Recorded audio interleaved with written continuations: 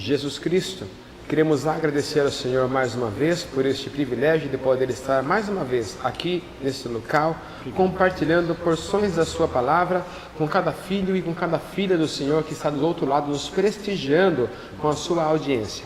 Continua guardando, abençoando e livrando, dando a nós sabedoria e graça para compartilhar com seus filhos aquilo que é da sua palavra, segundo a sua vontade. Aos filhos que vão também ouvir essas ministrações, dê a eles também graça para poder ouvir, guardar e não deixar esconder de fato essa palavra nos corações de cada um deles. Assim te pedimos, Senhor, e te agradecemos em nome de Jesus. Amém. Amém. A paz do Senhor. Começamos mais um EBD de cara a cara. Meu nome é Gerson Frazão. Esse é o trabalho da Escola Bíblica Dominical do Éden. Ao meu lado, grande ilustre pessoa, servo de Deus, o nosso querido professor Samuel de Barros. A paz do Senhor, Samuel. A paz do Senhor, professor Gerson. É uma alegria poder estar mais uma vez aqui compartilhando da palavra de Deus com nossos irmãos. Amém, maravilha. Nós estaremos hoje estudando a lição de número 3, está inserida ali no capítulo 2, né, do livro de Daniel, que tem 12 capítulos. E a cada lição nós estaremos tratando, a lição trata de um capítulo, né, professor Samuel? Isso. Hoje, exclusivamente, é o fato narrado ali no capítulo de número 2. Nosso tema da lição, a lição de número 3, ela fala o Deus que intervém na história. O seu textual está inserido no capítulo 2, o versículo 20 e o versículo 21, que nos diz assim: falou Daniel e disse: seja bendito o nome de Deus para todo sempre, porque dele é a sabedoria e a força. Ele muda os tempos e as horas, ele remove o rei e estabelece os reis. Ele dá sabedoria aos sábios e ciência aos inteligentes. Daniel capítulo 2, versículo 20 ao versículo 20 e o versículo 21. E como verdade prática, o comentarista da lição ele traz o seguinte pensamento: Deus intervém na história, pois sua é a terra e os que nele habitam. Professor Samuel, lição maravilhosa que nós vamos aprender hoje aqui. Eu já gostaria de chamar o senhor para a conversa, saber o que nós aprendemos aqui com esse personagem ilustre de Daniel, nesse contexto histórico ali no exílio na Babilônia. Nesse texto aqui, logo no capítulo 2, nós somos assim confrontados com o sonho de Nabucodonosor. Perfeito. Né? Essa é uma parte. Nesse sonho, na parte introdutória dessa lição, nós podemos perceber que existe um plano de Deus, é revelado um plano de Deus para o povo judeu e o povo gentílico. Então a terra está dividida em dois povos, né? O povo judeu, o povo do Senhor, o povo que está debaixo da aliança de Deus, e os gentios. Esses dois povos, Deus tem um plano e um propósito diferente, né? Que acaba culminando no final num plano somente de ter um povo só, né? Então aqui vemos um plano de Deus. Então, a ideia principal da introdução da lição é deixar bem claro que existe, então, um plano divino para o povo judeu e o povo gentílico. Perfeito. Né? Gentílico, o povo gentio, para lembrar os irmãos, alguém deve saber, claro, mas há irmãos que não sabem. Né? Gentio, todos os povos que não são judeus são considerados gentios, né? Assim chamados na Bíblia. Perfeito, professor Samuel. E interessante é que Deus ele resolve então fazer essa revelação desse projeto, esse objetivo que Deus tem, né, para o povo judeu, o povo gentílico, ao rei Nabucodonosor. E eu queria que o senhor já nos trouxesse ali, então, a ilustração, o comentário dessa lição, professor Samuel. Nessa primeira parte, depois o Nabucodonosor ele tem um sonho. E aqui é importante a gente destacar também, né? Teve muita gente na Bíblia que teve sonhos, né? E que Deus fez uso dos sonhos para poder se manifestar. Temos aí Jacó, José, o copeiro lá na história de José, o padeiro, né? E temos também Salomão, José, no caso de Maria. Vários casos na Bíblia onde Deus fez uso do sonho, né? Do sonho para poder revelar às pessoas a vontade dele. Então, ainda hoje, a gente consegue ver, ou algumas vezes, e não é tão raro assim, algumas pessoas sonham com alguma coisa e vêm me perguntar: o que quer dizer esse sonho aqui? Eu sonhei com tal coisa, né? Então, tem que tomar cuidado com isso daí também, né? Não é todo sonho que é sonho profético, que Deus vai revelar nada. Esses dias eu estava organizando um trabalho na igreja, Alguém sonhou que o ônibus tombou, né? Enfim, e isso trouxe uma complicação tão grande para a gente lá. Espiritualiza tudo, né, professor? Tudo, qualquer sonho que tem, a pessoa começa a espiritualizar.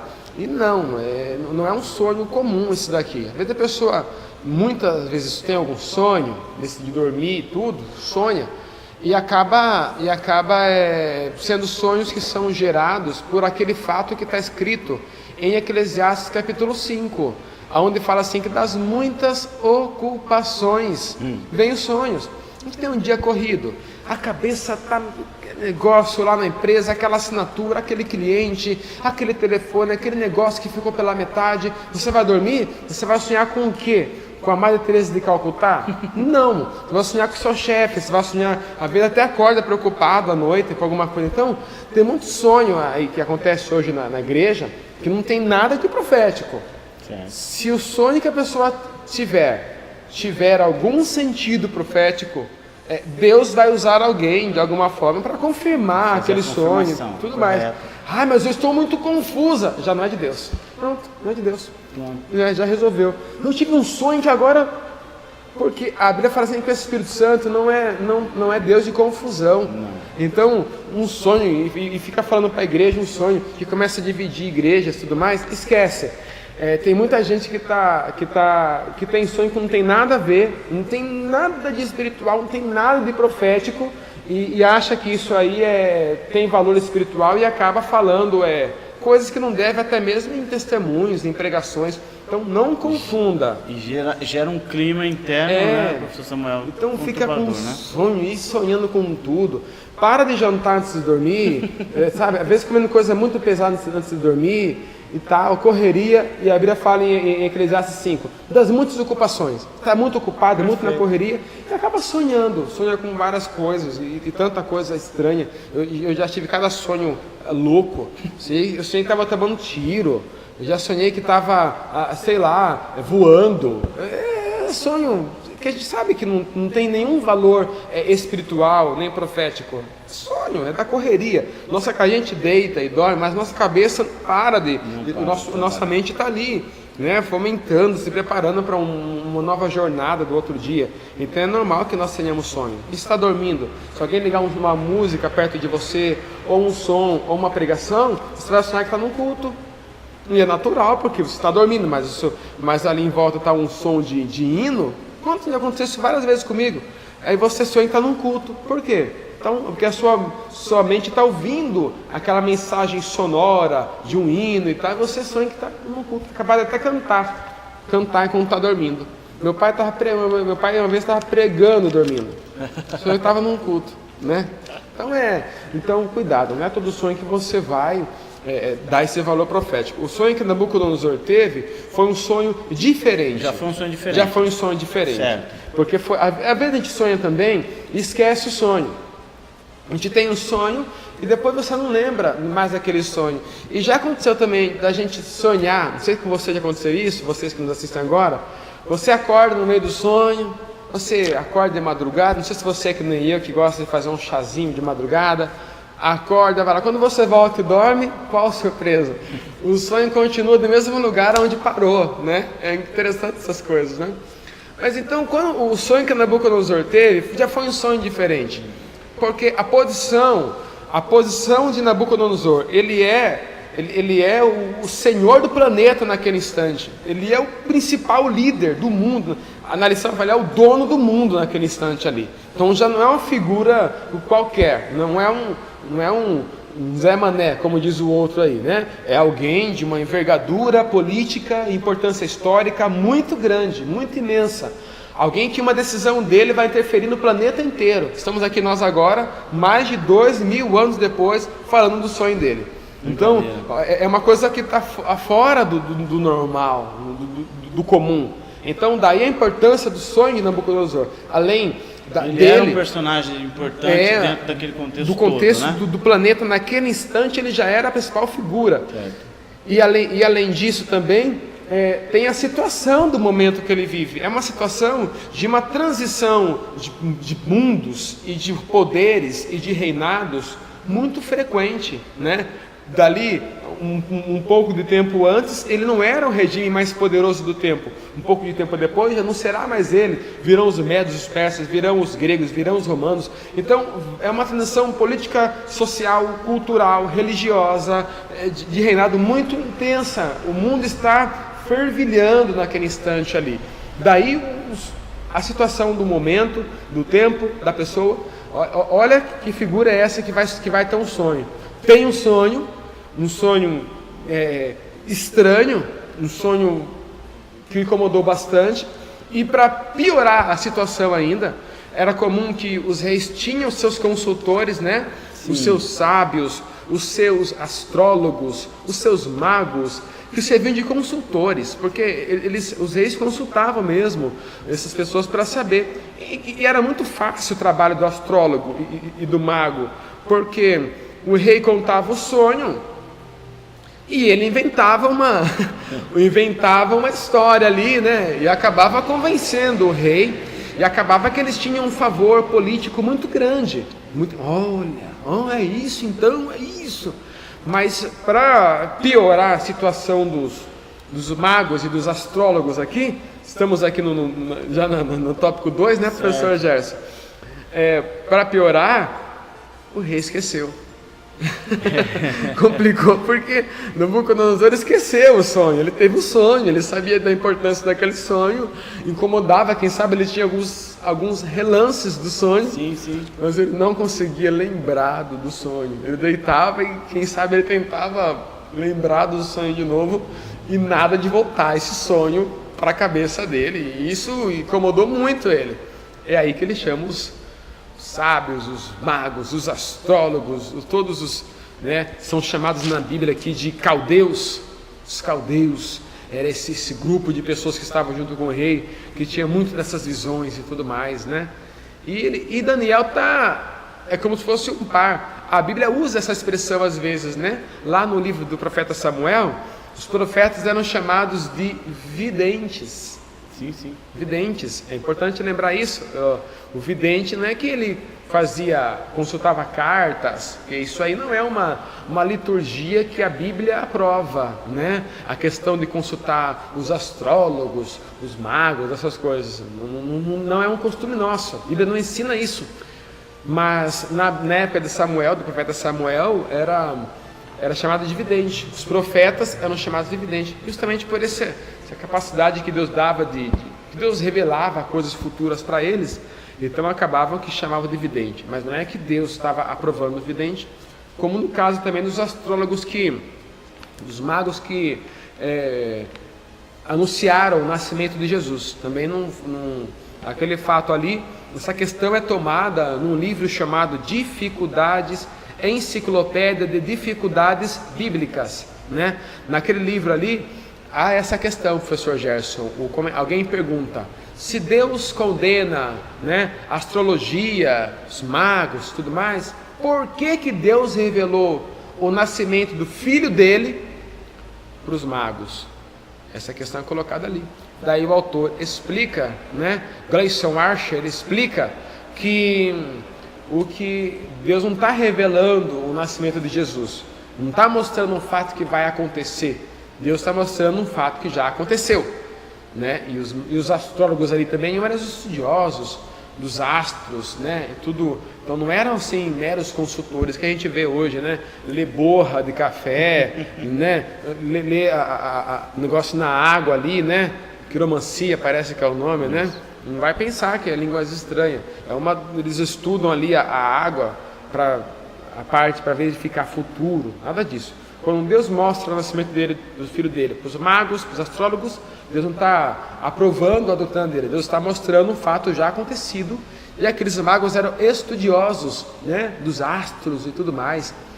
Tem um livro muito bom chamado E a Bíblia Tinha Razão, de um autor por sobrenome Keller. Muito bom o livro. E ele leva 4 a 5 páginas só para explicar quem eram esses magos, esses astrólogos que apareceram ali. Então, não estava revelando o nascimento de Jesus. Era um fato já consumado, eles estavam apenas anunciando um fato que já havia acontecido. Certo, professor Samuel. E no caso esse sonho aqui do rei Nabucodonosor, que ele chama esses magos, esses astrólogos, houve aqui então ele sabia também, professor Samuel, a gente estava vendo pelo livro do Flávio Joséfo, ele disse que provavelmente o Nabucodonosor já desconfiava a artimanha deles em ser enganadores também e falar somente aquilo que agradava. Por isso também que ele colocou a prova. Não, eu quero saber também, é uma linha que ele coloca, né? Eu quero saber também se vocês sabem também o que foi que eu sonhei, porque eu esqueci. E eu quero a interpretação também. Então ele queria ter certeza de que não estava sendo também enganado, né? Então esse esquecimento de Nabucodonosor, alguém pode interpretar que foi um esquecimento assim proposital para tentar testar aqueles homens ali, e ameaçou, né, com sentença de morte caso eles não explicassem para ele o sonho que ele havia tido. Correto, professor Samuel. E o que mais, professor Samuel? Nós vamos aprender aqui no decorrer da narrativa do estudo dessa lição, o que a gente pode aqui estar extraindo para a nossa lição. Aí entramos no ponto 3, né? Quando a sabedoria pagã foi fracassada. Essa palavra pagã, ela tem esse sentido de todas as religiões que não são, todos os povos que não seguem aquele costume dos judeus, tudo mais, né? Eles consideram como pagão, né? Correto. É um costume bíblico de dizer assim, né? O fracasso da sabedoria pagã. Então, ele suspeitou da lisura, da honestidade dos magos e dos conselheiros dele, e colocando isso à prova, ele verificou que realmente aqueles homens não sabiam, não tinham base, não conseguiriam explicar para ele o sonho, nem o significado, nem dizer a ele que sonho ele havia tido. Então, no ponto 3 aqui está o fracasso. Certo. A sabedoria pagã fracassou, não deu a resposta que Nabucodonosor precisava ou esperava receber. E também não podia, né, professor Samuel? Vamos lá dizer que não podia. Tanto que a gente vê quando o capitão da guarda, né, do Nabucodonosor, que ele decreta ali, né, que se matasse todos os sábios, inclusive Daniel e seus outros 3 amigos iam também entrar nesse rol, né? Sim. E iam acabar entrando também no número desses sábios que seriam mortos. E quando esse guarda ele vai de encontro com Daniel, a gente vê ali a preocupação de Daniel, mas a gente vê também a confiança dele, né? Porque ele pergunta, né? Por que você está apressando aí fazer logo o cumprimento, né? A ordem, o decreto do rei? Deixa que eu entre na presença do rei, vamos pedir um tempo ali, né? Ele tinha uma confiança ali também. A gente vê uma fé ali de Daniel também formidável. Sim. Ele foi, como diz a lição aqui, ele foi cauteloso. Pediu um tempo para desvendar o sonho, né? Então ele espera, ele aguarda, ele pede um tempo, ele entra perante o rei e ele é cauteloso, ele pede para que aguardasse, porque esse decreto ele atingiria Daniel, sim, com certeza. Daniel também morreria, né? Nesse fato aqui. Então Daniel foi cauteloso. Esse cuidado que Daniel teve. Cauteloso, e o que ele faz? Ele vai orar, ele vai conversar com Deus, né? Ele vai apresentar essa sua causa a Deus, e vai com os amigos dele, né? Todos eles vão orar. Colocamos os amigos ao jejum, a oração, né? A consagração. E é gostoso, e nisso você vê que Daniel, os amigos dele eram amigos também de oração. Sim. Né? Difícil você ter um amigo assim que queira ir orar com você, né?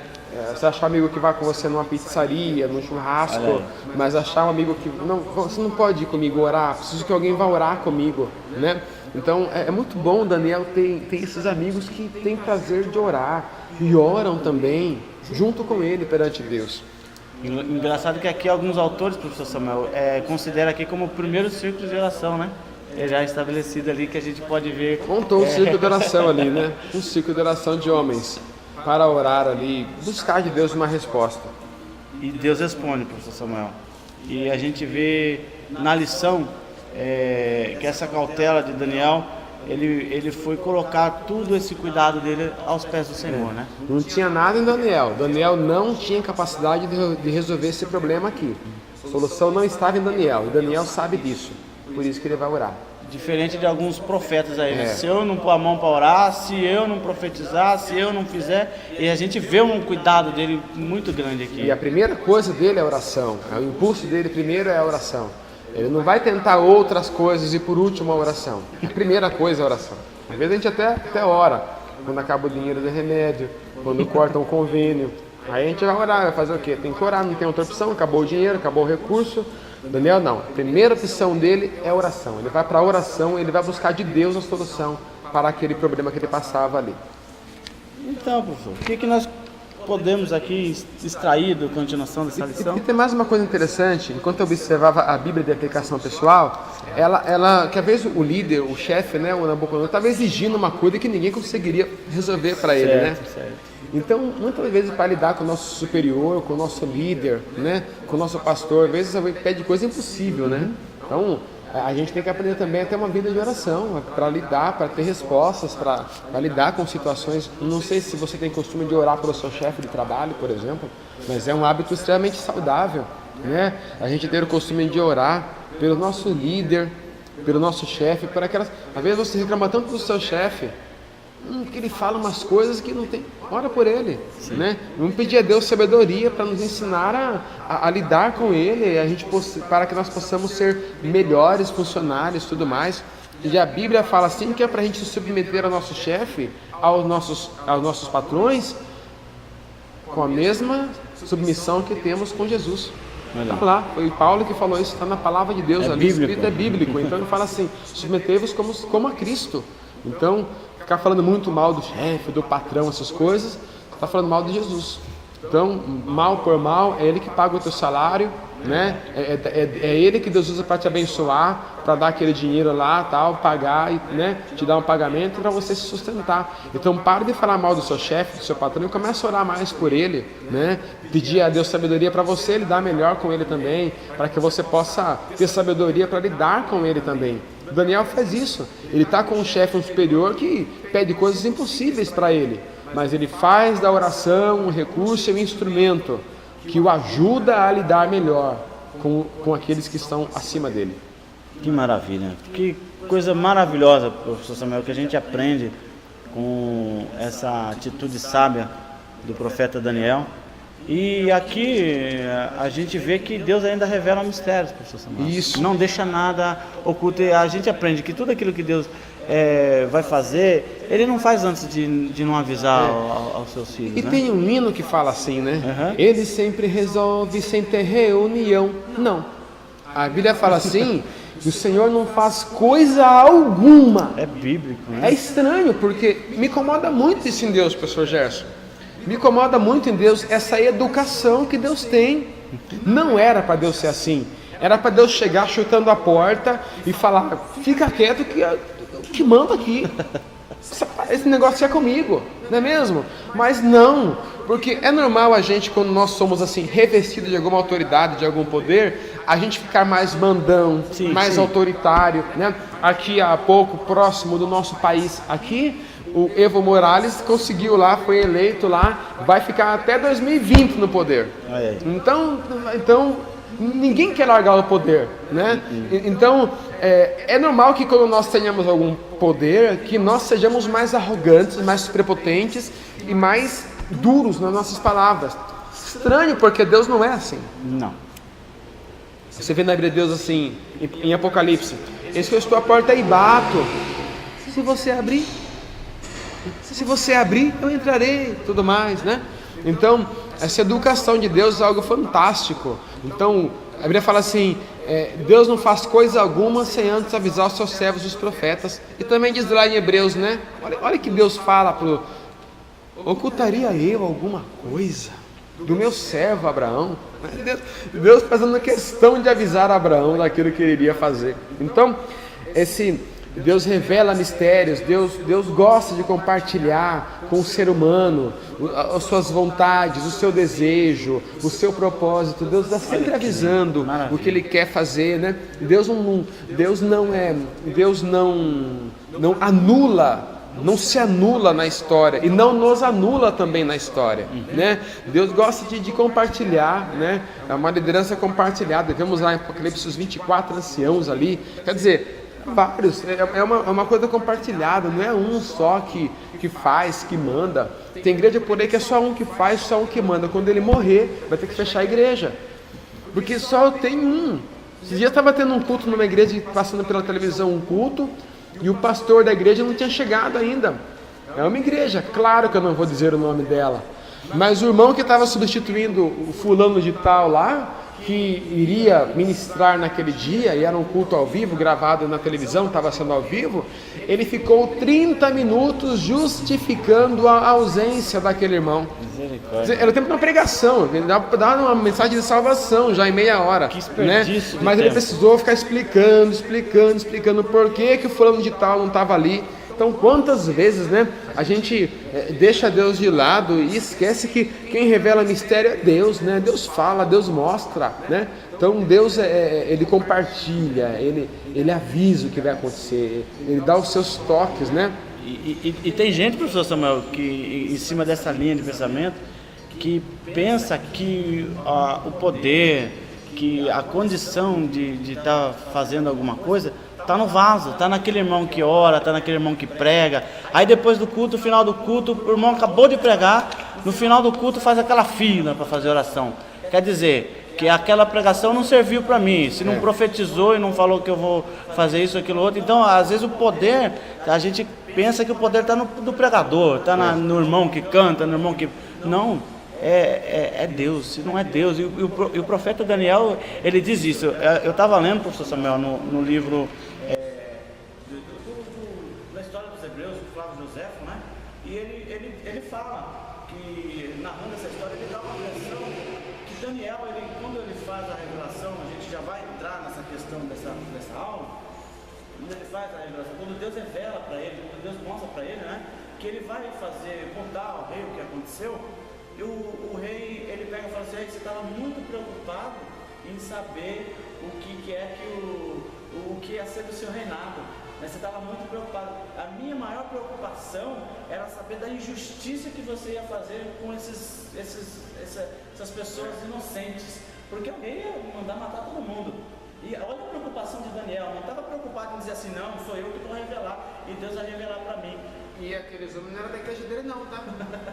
Eu tenho irmão que ele só ora se a coisa apertar pro lado da igreja dele. É que nem o ebola. A gente não tava nem aí com o ebola, irmão. Tava morrendo só gente lá fora. Deixa morrer, que tá tudo lá na África, ninguém tá nem aí com isso.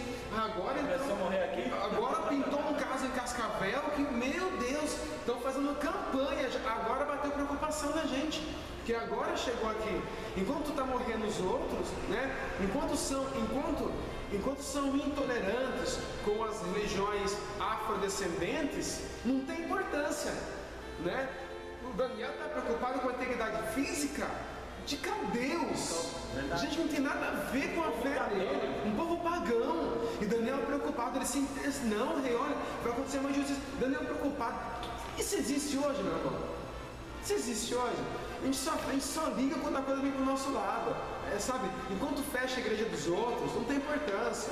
Enquanto prendem o pastor do outro, não tem importância. Enquanto é o outro, não tem importância. Mas Daniel, ele se incomoda muito. Ele se incomoda, ele, além de tudo, ele tem esse sentimento humano, né? É diferente. Porque ele vem lá na frente, ele fala assim: opa, bateu ali, amanhã pode bater aqui. Vai morrer aquele lá, mas depois pode morrer para cá. Então deixa eu interceder agora por você. Opa, morreu 10 de ebola lá na África. Vamos orar agora. né? Porque tá lá, eles estão sofrendo lá. Um dia Deus acontece alguma coisa, isso vem para cá. Então Daniel se preocupa com o outro. E lembrando, o outro não faz parte da sua religião, não segue a sua fé, não segue o Deus dele, mas Daniel se preocupa também com a integridade física das pessoas que não são da igreja dele. O discípulo uma vez ficaram bravo com um rapaz que começou a pregar, estava pregando na praça, pregava. Sabe o que eles fizeram? Chegou lá e tomou a carteirinha de membro do irmão. Não vai pregar mais. Não vai pregar mais. Tomaram a carteirinha de pregador do rapaz, ainda foram fazer média com Jesus. Né, Senhor? Quem que esse camarada pensa que é? Nem fez teologia com a gente, nem participa da nossa igreja. Quem está pregando? Quem que ele pensa que é? Jesus falou assim, viu? Quem não é contra nós, é por nós.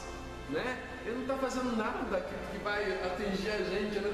Ainda foram querer fazer média com Jesus, como se Jesus fosse aprovar o comportamento deles, né? Maravilha, professor Samuel. Daniel, quando eu vi essa parte do livro e ele dá aquela lição de moral porque Daniel é sisudo, né? Ele não corta roteiro, ele vem pra frente, é o que vem e volta, né, professor Samuel? Ele não tem muita conversa, não. Ele já vem. E tem mais uma coisa. Se Daniel não tem o que falar, ele não fala. Não fala, Irmãos do céu, Jesus tem misericórdia. Não é fácil, não. Às vezes dá a palavra para alguém pregar, mas a palavra, você não tem palavra para pregar. Aí você fica. Eu estava num culto uma vez, e um irmão falou assim, o pastor chamou um irmão para pregar, ele falou assim, o irmão cochichou para mim, falou, irmão, Deus tem misericórdia, eu nem li a Bíblia hoje. Aí ele, olhe por mim, eu vou lá para você não leu Bíblia, você está totalmente desconectado do céu. Agora eu sou obrigado a ver você pregando durante 1 hora, né? Eu tenho que interceder pela sua vida, né? Porque você vai ficar me enrolando durante meia hora, sabe? Não tem o que falar, não fale, deixa quieto. Deixa pra lá, passa pro outro. Alguém leu Bíblia, alguém leu Bíblia ali. Verdade. Alguém tem uma palavra para compartilhar. Daniel não tem, sabe o que ele vai fazer? Ele vai conversar com o Senhor. E diz aqui no versículo 18 que eles foram pedir misericórdia para o Senhor, porque eles não tinham e sabiam que não tinham. Senhor, tem misericórdia, tem misericórdia. Quanto tempo durou essa oração? Tenho certeza, não foram 10 minutos. Não foi aquele 5 minutinhos que a gente faz antes de dormir. Ou já ora com o joelho em cima e a outra perna já esticada em cima da cama e fala, Senhor, tu sabe de tudo. Fala, eu sei que você é um preguiçoso, né? Nem pra orar. Ou já escreve num papel, cola lá na cabeceira e fala, dá uma lida em cima que hoje eu não tô legal, né? Então, ele foi pedir misericórdia. Senhor, tem misericórdia? Senhor, tem misericórdia. Um moço instruído, um Daniel, uma cultura, uma preparação, um moço canela de fogo, Bíblia para todo lado, filho na fé de Jeremias, um moço totalmente envolvido com a palavra de Deus, incorruptível, que participou daquele avivamento de Josias, um moço que foi pedir misericórdia. Né? Interessante como que eles se veem como dependentes da graça e da misericórdia de Deus para conseguir alguma coisa. Charles Finney diz a história, que é uma frase do Charles Finney, ele dizia assim, abre aspas, eu não consigo pregar sobre um texto sem lê-lo pelo menos 50 vezes, fecha aspas.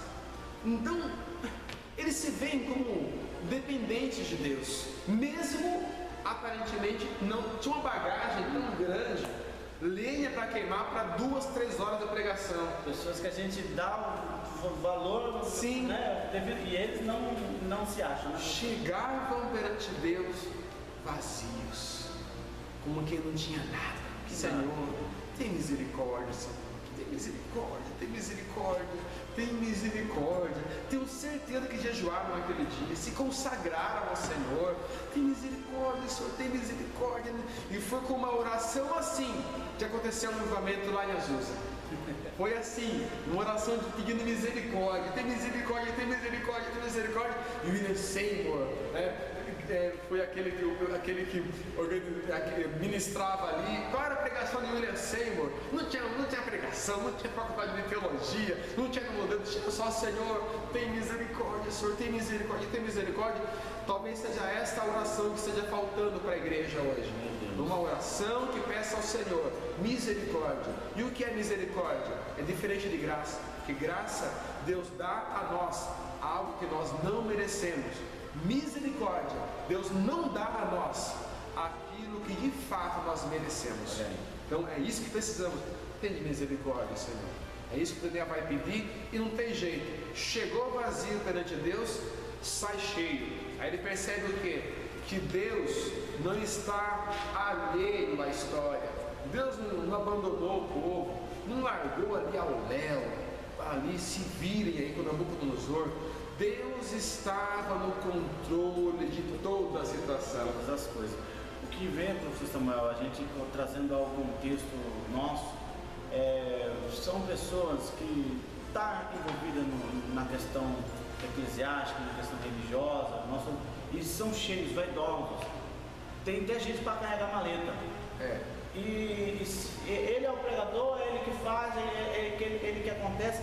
E eu acredito, professor Samuel, isso é necessário nós falarmos diante dessa aula, porque quem era Daniel? Quem foi? Hoje nós estamos aqui falando da história de Daniel. E Daniel era um camarada que ele não se achava. Ele não tinha esse orgulho todo. E o pior é isso, né? Não se achava que era. E era. É isso que está o negócio.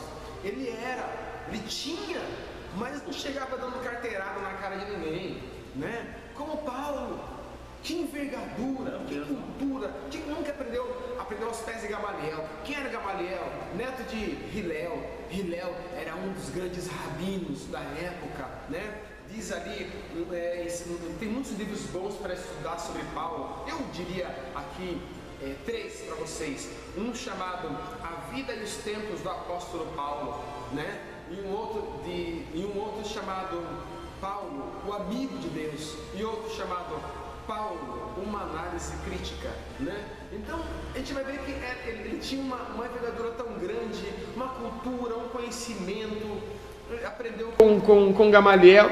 E o que é que Paulo escreve na sua carta e fala? Irmãos, não é que nós sejamos capazes por nós mesmos de fazer alguma coisa, mas a nossa capacidade vem de Deus. Então, o que acontece hoje? A pessoa faz um cursinho de teologia por correspondência. Ganha por mês uma apostilinha com 5 páginas para estudar, para ler. E vem uma carteirinha já. E já se acha o exegeta. Já sai por aí. Já manda comprar uma maleta de couro de jacaré, né? E ele tem certeza que já manda fazer uma carteirinha ali, não põe pregador, põe conferencista, desce lá no Paraguai e volta aqui para o Brasil e fala que é conferencista internacional agora. Foi pregar no Paraguai, pegou numa praça lá para 5 pessoas e voltou aqui para o Brasil e já põe que ela é internacional. Tá lotado de gente assim, professor. Já acha. Então, irmãos, muito cuidado com essas coisas. Daniel, toda essa cultura, conhecimento, de misericórdia ao Senhor, foi lá e chegou perante o Nabucodonosor, e não chegou também, arrebentando a boca do balão, como diz o outro, não. Né? Olha que no versículo 20 aqui, ó, falou Daniel e disse: seja bendito o nome de Deus para todo sempre, porque dele é a sabedoria. Olha, dele é a sabedoria e a força. E ele percebeu na oração dele, olha Deus falando assim, ele remove os reis e estabelece reis, né? E ele dá sabedoria aos sábios e ciência aos inteligentes. Ele revela o profundo e o escondido. Ele conhece o que está em trevas e com ele mora a luz, né? Ele sabe de tudo, né? É isso que Daniel recebe. E olha o segredinho aqui na oração dele: o Deus dos meus pais. Lembrou? Não esqueceu. É isso então, Daniel. Você não esquece de suas origens, Daniel. Você continua ainda guardando a lição que você aprendeu com seus pais. Que interessante, né? Você não é um filho ingrato, né, Daniel? Você não é um filho que despreza o que os pais ensinou. Bendito seja Deus dos meus pais, né? Então os pais dele, porque pai que quer ter filho de oração tem que ser pai que ora, viu? Se Daniel é um rapaz de oração, é porque os pais deles foram pais de oração também. Também. Por que o profeta Samuel era um moço de oração? Porque Ana era uma mulher de oração. Ana aparece orando. Qual foi a herança que Ana deixou para Samuel, né? Diz Henrietta Mary em um livro chamado O Estudo Panorâmico da Bíblia Sagrada. A Henrietta, ela comenta isso, que tudo que Samuel vai fazer, ele faz debaixo de oração. Por quê? Foi assim que ele aprendeu com a mãe dele, que o Eli, na igreja, ela não podia mais ensinar isso para ele, porque ele só queria saber de comer e de engordar, diz a Bíblia, né? Estava gordo e pesado, não tinha o que ensinar para Samuel, mas Ana ensinou a ele uma vida de oração. Então Samuel, o profeta Samuel, tudo que ele vai fazer, ele faz debaixo de oração. Ele aprendeu assim com a mãe dele, né? Essa herança que ele recebeu. Então Daniel recebeu essa revelação de Deus e foi lá ter com Arioque ou Arioque, né? E daí ele chega perante o Senhor, perante o rei, para dar a ele a interpretação daquele sonho. E esse Arioque, ele era prefeito também, né? Da capital ali de Babilônia, né? Algumas traduções bíblicas colocam ele aqui também como... Ele tinha um acúmulo de função, né? Além de ser guarda capitão da guarda, ele também era prefeito também, né? Um detalhe aqui que eu estava lendo, professor Samuel, que seria legal estar colocando aqui. Mas que bom, professor Samuel, essa lição a respeito de Daniel. O que tem mais aqui para nós, para estar extraindo e compartilhando com os nossos internautas? Eu acho interessante que Daniel, ele consegue perceber a dificuldade do problema que ele tinha. Era grande, né? Era um problema que ele tinha. Hoje em dia, tem gente que acha que tudo é fácil. Está tudo muito fácil. Hoje em dia, tudo é fácil. Hoje em dia, a gente explica tudo. Nós sabemos de tudo. nós hoje sabemos... Teologia hoje responde tudo. Meu Deus. Teologia responde tudo. Mas interessante, o salmista, ele fala assim: Senhor, tal conhecimento é maravilhosíssimo demais para mim, tão alto que eu não posso atingir, né? Mas hoje em dia a gente sabe de tudo. Tudo a gente sabe, a gente responde, a gente fala. Nenhuma faculdade de teologia ensina-nos a responder não sei. Nós sabemos de tudo, né? Enfim, e Daniel chega identificando, e até Deus hoje é uma figura fácil de explicar, fácil de entender. Alguns irmãos acham que Deus é fácil de entender.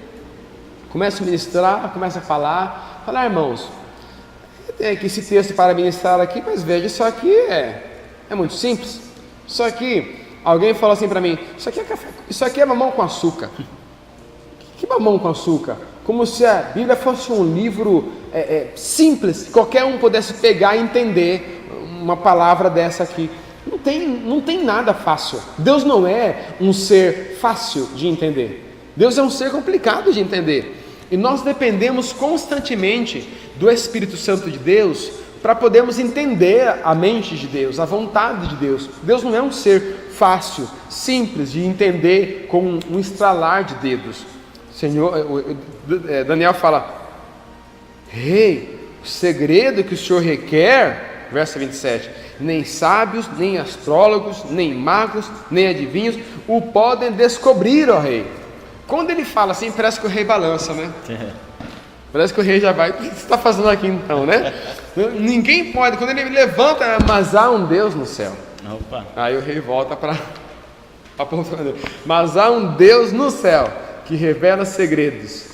Ele, pois, fez saber ao rei Nabucodonosor o que há de ser no fim dos dias. Olha como é que ampliou então o sonho, né? Era um sonho que tinha um efeito assim universal e eterno. Ali o fim dos dias. O teu sonho e as visões da tua cabeça, na tua cama, são estas. E começa a contar o sonho que o rei teve. E aí? Esse sonho, Daniel, ele conta e interpreta ao rei esse sonho.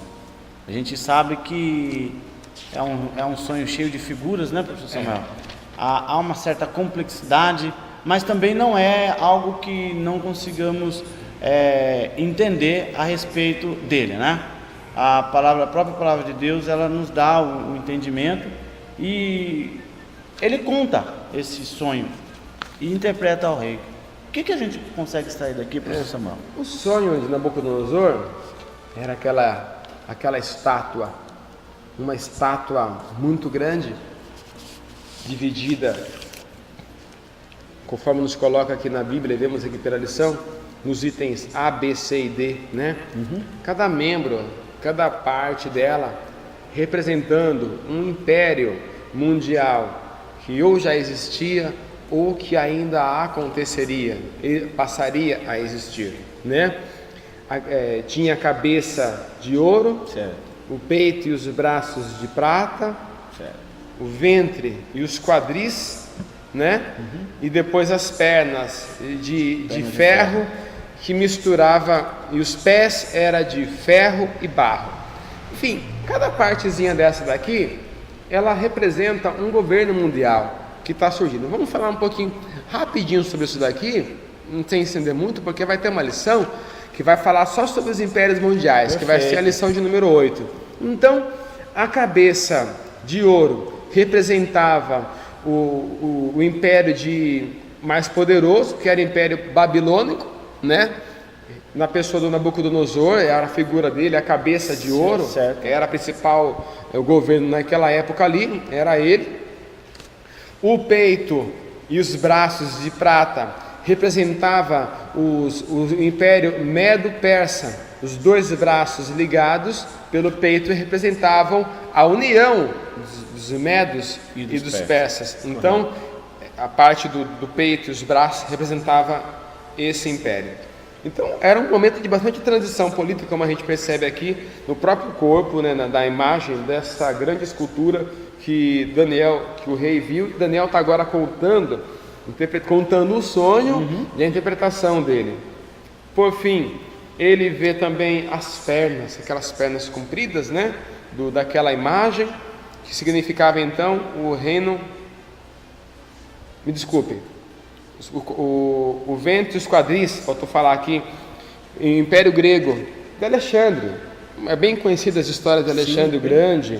É um moço com um pouco mais de 32 anos, já havia ampliado o seu império de forma grandiosa, né? E foi uma cultura que chegou mesmo demolindo as outras, né? Veio por cima de tudo, era um governo muito, muito poderoso, né? Veio então o povo grego, né? Alexandre Magno, chamado também de Alexandre o Grande. E por último, as pernas de ferro, que representavam então o Império Romano, poderosíssimo, né? Até hoje a gente vive muitas coisas que a gente fala ou faz hoje é de influência latina, né? De influência dos costumes romanos. Até algumas palavras que temos na nossa língua hoje não são palavras tão novas assim, como por exemplo uma palavra aparentemente moderna, como a palavra deletar, né? Uma palavra que já existia na época. Eles falavam assim: delenda est Cartago, né? No latim, deleta, extermine, destrua Cartago, né? E essa palavra aí, olha que interessante, ela passou aí 2000 anos, ela viaja na história, viaja para tantas culturas, vai parar lá na cultura do povo de Portugal, aonde ali ela se transforma na palavra indelével, que significa aquilo que não pode ser apagável, mas isso entra no idioma dos americanos, né, no idioma inglês, como to delete, e aí vem essa linguagem universal da internet, do meio de comunicação, e essa palavra vem para nós hoje no Brasil, ela incorpora na nossa língua, né, como to delete, e deletar, essa palavra deletar que nem é da nossa língua portuguesa, mas ela nasce lá no latim, viaja pela história, conserva seu significado original, e hoje para nós deletar já incorporou na nossa língua portuguesa essa palavra, aportuguesou, né? E hoje essa palavra tem exatamente o mesmo significado que ela tinha lá nos tempos dos romanos. Então é um peso muito grande, a importância do povo romano até hoje muito grande, que seria esse Império Romano misturado com barro, porque era a fragilidade desse reino. E por último, um outro reino. Um reino uma pedra que aparece ali, certo. uma pedra que já foi lançada sem ajuda de mãos, uma pedra que aparece do nada ali, né? Que pedra era essa? Que pedra era essa que aparece cortando, né? Destruindo tudo, todos aqueles governos. Que imagem, que pedra era essa? A pedra seria então o governo de Cristo, certo. O reino de Jesus, o reino de Cristo aqui que seria inaugurado, que seria um governo que estaria acima de todos esses governos. E quando todas essas instituições, esses governos, essas lideranças de mundos foram desaparecendo, surgia e sumia, viria então um outro governo, um outro reino, seria o reino de Jesus, que viria e esse reinado não teria fim. Então, tudo isso Deus revelou, mostrou através de um sonho para Nabucodonosor, que ele não entenderia, dependeria sim dessa revelação de Deus para Daniel, e foi isso essa seria então por cima a interpretação do sonho que Nabucodonosor teve. Então, é aqui que chega e culmina os finalmente dessa lição. É muito importante, esses reinados aqui, é muito gostoso observar os costumes deles, as culturas, mas isso vai ser comentado muito na lição de número 8. Vai entrar bastante ali, a gente vai entrar um pouco mais em detalhes ali. Vai aprofundar mais, né? Aprofundar um pouco mais. Por cima, porque a lição está dividida, cada lição, me parece, ela comenta um capítulo de Daniel. Isso então, mesmo. por isso que nessa lição ele passa apenas por cima, dá uma pincelada aqui, para falar um pouco sobre esses reinados aí, tá bom? Que surgiram governando o mundo, chegar e some. E por último, o reino de Deus, o reino que jamais terá fim. E o pastor Elienay Cabral, professor Samuel, ele traz aqui como reflexão, né? Esta pedra representa o reino de Cristo intervindo nos reinos do mundo. Cristo é a pedra cortada que desfará o poder mundial do anticristo.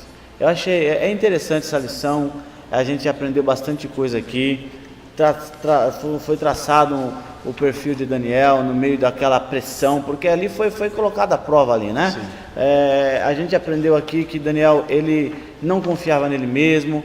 Ele foi pedir misericórdia para Deus, conclamou ali os seus amigos para ir orar, e vamos orar, vamos pedir a Deus que venha nos ajudar, porque a coisa aqui ficou feia, né?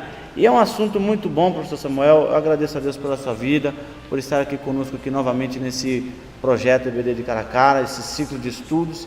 E você, professor, que tem nos acompanhado, você, aluno que tem nos acompanhado, e ainda não se inscreveu no nosso canal do YouTube, se inscreva, adicione a nossa página no Facebook, está tudo linkado junto ao nosso canal no YouTube, e que você possa ter um domingo abençoado, um preparo de lição abençoada, debaixo de bastante oração, que só assim, como Daniel, debaixo de bastante oração, confiança em Deus, é que nós vamos ter êxito diante desse mundo a qual nós somos passageiros. Somos peregrinos, como Daniel era peregrino na Babilônia. Assim também nós somos nesse mundo. Que Deus possa conceder a você uma boa aula, em nome de Jesus. Deus te abençoe.